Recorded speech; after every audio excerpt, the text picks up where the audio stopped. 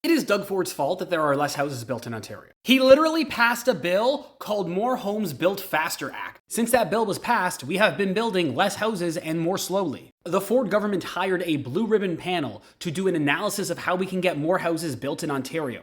They got a massive report from experts from all over Canada, and then they looked at that report and did literally zero of the recommended changes. But don't worry, they got it this time with the, and I kid you not, Protect Ontario by Building Faster and Smarter Act. It's like the find the difference between these two pictures meme. The only thing that Doug Ford is worse at than getting houses built in Ontario is naming bills. Doug Ford says that we have to unleash the private sector, that we have to incentivize building, but he's not doing that. Instead, he's making it more difficult to build, and on top of that, he is making so that municipalities have massive holes in their budgets. Doug Ford is making it easier to build places that we shouldn't build, like on floodplains. Can't wait for in 10 to 15 years insurers refusing to insure those houses. Doug Ford has ran multiple elections on getting more housing built, and he is not doing that. So how is this Doug Ford's fault? How is it not his fault? And don't forget, a lot of conservatives like to blame this on immigration. But whose fault is it that we have so many international students in Ontario? It's Doug Ford's fault. Doug Ford cut the funding to colleges and universities so severely that the only way that they were able to stay in operation was to bring in insane amounts of international students.